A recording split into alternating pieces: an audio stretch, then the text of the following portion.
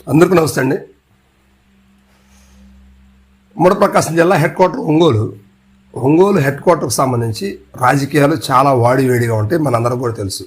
ఇక్కడ ప్రస్తుతం సిట్టింగ్ ఎమ్మెల్యేగా కూటమి అభ్యర్థి అయినటువంటి దామచర్ల జనార్దన్ గారు ఇక్కడ ఎమ్మెల్యేగా ఉన్నారు. ఇక్కడ నుంచి వైఎస్ఆర్సీపీ నుంచి పోటీ చేసి ఓడిపోయినటువంటి వ్యక్తి బాలినేని శ్రీనివాసరెడ్డి గారు. ఈయన జనసేన పార్టీలో చేరారు, మనందరూ తెలుసు. అయితే ఇప్పుడు బాలినేని శ్రీనివాసరెడ్డి గారు హాట్ టాపిక్గా ఉన్నారు రాష్ట్రంలో. ఎందుకంటే జనసేనలో చేరారు, సంవత్సరం అయిపోయింది, సంవత్సరంన్నర కావస్తున్నప్పుడు కూడా జనసేన నుంచి ఎటువంటి అప్డేట్స్ లేదు. ఈయనకు ఆ పదవి ఇస్తారు, ఈ పదవి ఇస్తారు, రకరకాల మాటలు మనం వింటానే ఉన్నాం. ఎక్కడ కూడా ఏమీ జరిగింది లేదు. కానీ ఈ మధ్యకాలంలో వారి కుమారుడు ప్రణీత్ రెడ్డి గారు మార్కాపురం నుంచి కంటెస్ట్ చేస్తారు జనసేన నుంచి, లేదా దర్శి నుంచి కంటెస్ట్ చేస్తారు జనసేన నుంచి అనే మాటలు వినిపిస్తూ ఉన్నాయి. ఇప్పుడు వైఎస్ఆర్సీపీ కావచ్చు, తెలుగుదేశం పార్టీ కావచ్చు, గత ఎన్నికలకే టికెట్ అందకుండా టికెట్ కోసం విశ్వ ప్రయత్నాలు చేసి టికెట్ అందక కాముగా కూర్చున్నటువంటి నాయకులు చాలామంది ఉన్నారు. ఇప్పుడు దర్శిలో చూస్తే సిద్ధారాఘవరావు గారు లాస్ట్ ఎలక్షన్కి పోటీ చేయలేదు. అక్కడ ఎమ్మెల్యేగా ఉన్నటువంటి వ్యక్తి కనీసం ఎమ్మెల్యే టికెట్ కూడా తెచ్చుకోలేకపోయాడు, మధ్యచెట్టు వేణుగోపాల్ గారు. సో మరి ఇలాంటి పరిస్థితుల్లో మార్కాపురంలో కూడా అంతే. చెంకే వెంకటరెడ్డి గారు ప్రకాశం జిల్లా పార్టీ అధ్యక్షులుగా పనిచేశారు వైసీపీకి. అంతకుముందు ఆయన మార్కాపురం ఎమ్మెల్యేగా కూడా ఉన్నారు. అయినప్పటికీ ఆయనకి అవకాశాలు రాలేదు. సో కొండ మార్పిడితోటి అన్నా రాంబాబు గారు గిద్దలూరు నుంచి మార్కాపురం రావడం, మార్కాపురంలో ఉన్న కేపీ నాగార్జున రెడ్డి గారు గిద్దలూరు వెళ్ళిపోవడం, ఇట్లాగా చేంజ్ చేసుకుంటూ రాజకీయం నడిపిన పరిస్థితి మనం 2024 ఎన్నికల్లో చూసాం. ఇదంతా కూడా బెడిసి కొట్టింది వైఎస్ఆర్సీపీకి. అయితే ఇప్పుడు బాలినేని శ్రీనివాసరెడ్డి గారు జిల్లాలో కీలకంగా మారారు. ఈయన మరలా వైసీపీలోకి వస్తున్నారు అంటూ కొన్ని వార్తలు వచ్చాయి. ఇది ఏమి కూడా నిజం కాదనే మాటలు తేలిపోతా ఉన్నాయి. అంటే ఎందుకంటే ఆయన బహిరంగంగా ఎక్కడా కూడా నేను వైసీపీలోకి వస్తున్నానని బాగా చెప్పలేదు. ఎన్నో ప్రెస్ మీట్లు పెట్టారు, ఎన్నో విధాలు మాట్లాడారు, ఎన్నో కార్యక్రమాలకు హాజరవుతున్నారు, కానీ ఆయన ఎక్కడా చెప్పలేదు. మరి కుమారుడు రాజకీయ భవిష్యత్తు ఏంటి? ఆల్రెడీ మాగుంట శ్రీనివాసరెడ్డి గారు ఇటీవల ఒక ప్రెస్ మీట్లో కూడా నా కుమారుడు రాజకీయ రంగంలో చేయిస్తున్నాను, ఆయన రాజకీయాలకు తీసుకురావాలనుకుంటారు, మీరందరూ సహకరించాలి అని చెప్పన్నారు. పార్టీ ఏ పార్టీ నుంచి చేస్తారనేది మాత్రం సస్పెన్స్.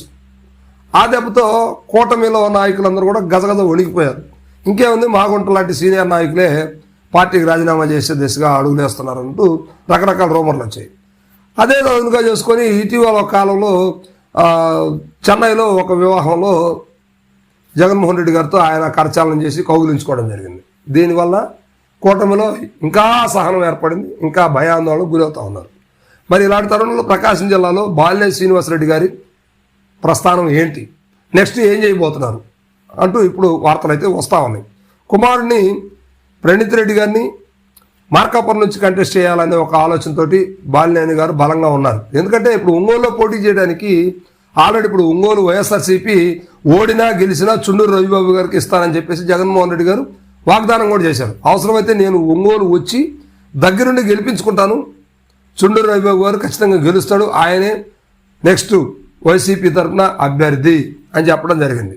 అంటే ఒక రకంగా బాలినేని వాసు గారి మీద కోపంతో కావచ్చు, కక్షతో కావచ్చు, బాలినేని వాసు గారు పార్టీ మారేటప్పుడు జగన్మోహన్ రెడ్డి గారి మీద రకరకాల వ్యాఖ్యలు చేసి పార్టీ మారారు. ఇవన్నీ గుర్తు తెచ్చుకున్నాడేమో కాబోలు ఆయనకి టికెట్ లేదని నిర్మోహంగా చెప్పేశారు. ఇప్పుడు దాకా వైసీపీలో కావచ్చు, కూటమిలో కావచ్చు, బాలినేని గారికి ప్రత్యేకమైనటువంటి ఆయన ప్రత్యేక బృందాలు కావచ్చు, ఆయన ప్రత్యేక అనుచరులు కావచ్చు, ఆయన కేడర్ అంతా కూడా మళ్ళీ వైఎస్ఆర్సీపీకి వస్తున్నాడు, వైసీపీ నుంచి ఈయన తప్పితే ఎవరు పోటీ చేస్తారనే మాటలు వినిపించాయి. ఇప్పుడు అవకాశం లేదు. మరి ఇక్కడ ఇంకే పార్టీ నుంచి పోటీ చేయాలి? జనసేన నుంచి, ఒంగోలు నుంచే పోటీ చేయడానికి రేపు కూటమిలో ఉండాల్సి వస్తుంది. బాలినేని వాసు గారు ఎక్కడ పోటీ చేస్తారు? పోనీ మార్కాపురం నుంచి కంటెస్ట్ చేస్తారా? అక్కడ తెలుగుదేశం పార్టీ అభ్యర్థి ఉంటారా, వైసీపీ అభ్యర్థి ఉంటారా? మరి జనసేన ఇండివిజువల్గా పోటీ చేస్తుందా? లేకపోతే ఈయన జనసేనలో ఉన్నారని చెప్పేసి బలమైనటువంటి కూటమి పార్టీలో తెలుగుదేశం పార్టీ అభ్యర్థిని అక్కడ పోటీ చేయించకుండా వాసు గారికి ఇస్తారా?